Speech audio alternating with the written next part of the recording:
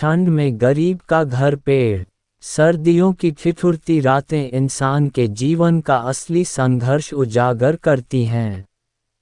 जब ठंड हड्डियों तक पहुंचती है, तब इंसान को सिर्फ एक सुरक्षित ठिकाने की आवश्यकता होती है। लेकिन हमारे समाज में एक ऐसा तबका है जो इस बुनियादी जरूरत से भी वंचित है। ये कहानी एक ऐसे गरीब इंसान की है जिसके लिए पेड़ ही घर बन गया। रमेश एक साधारण मजदूर जिसकी रोजी रोटी का साधन दिहाड़ी मजदूरी है। वह शहर के कोने में बने एक झुग्गी बस्ती में रहता था। लेकिन जब एक सरकारी योजना के तहत उनकी झुग्गी हटा दी गई, तो रमेश और उसके परिवार के पास रहने के लिए कोई जगह नहीं बची। ठंड का मौसम सिर पर था और आसरा ढूंढना उनके लिए चुनौती बन गया। रमेश ने अपने परिवार को लेकर शहर के एक पुराने पेड़ के नीचे शरण ली। ये पेड़ उसके लिए सिर्फ एक पेड़ नहीं था, बल्कि एक घर था जो उसे ठंड से बचाने का प्रयास कर रहा था। उस पेड़ की घनी शाखाओं ने उन्हें थोड़ी सी सुरक्षा दी, लेकिन कड़ाके की ठंड में ये पर्याप्त नहीं था।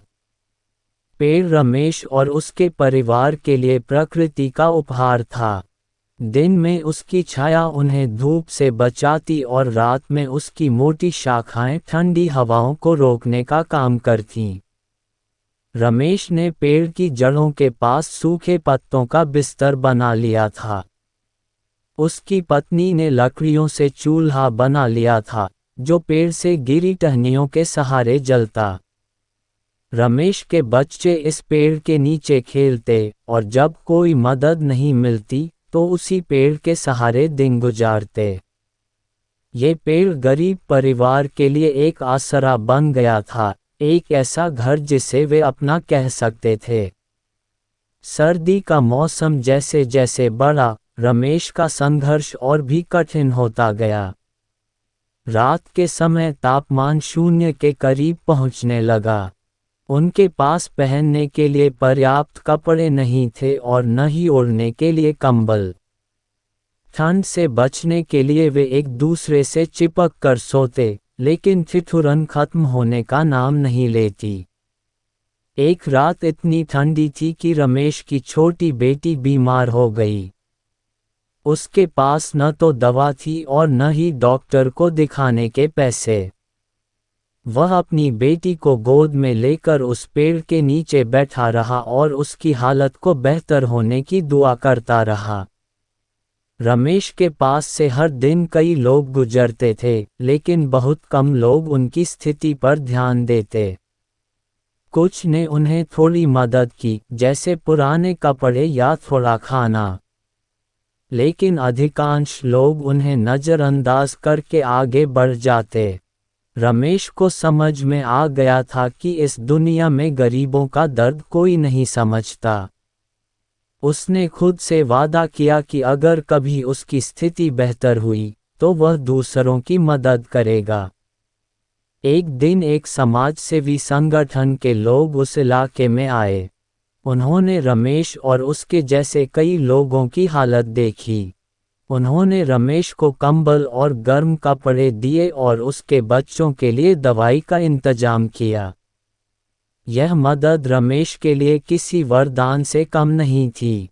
समाजसेवी संगठन ने रमेश जैसे लोगों के लिए अस्थायी शेल्टर होम का भी इंतजाम किया, जहां वे ठंड के मौसम में सुरक्षित रह सकते थे। रमेश को लगा जैसे उसके जीवन में उम्मीद की एक किरण चमकी हो। ये कहानी सिर्फ रमेश की नहीं है, बल्कि उन लाखों गरीब लोगों की है जो ठंड में खुले आसमान के नीचे रात बिताने को मजबूर हैं। ये हमें इस बात का एहसास दिलाती है कि प्रकृति हमेशा हमें सहारा देती है, लेकिन इंसानों का भी फर्ज है कि वे एक दूसरे की मदद करें। रमेश के जीवन का ये संघर्ष हमें सिखाता है कि कठिनाई कितनी भी बड़ी क्यों न हो, उम्मीद और मेहनत से उसे पार किया जा सकता है। साथ ही यह हमें ये भी याद दिलाता है कि हमारे छोटे छोटे प्रयास किसी की जिंदगी में बड़ा बदलाव ला सकते हैं। ठंड में गरीब का पेड़ घर सिर्फ एक कहानी नहीं, बल्कि एक सच्चाई है जो समाज की वास्तविकता को सामने लाती है।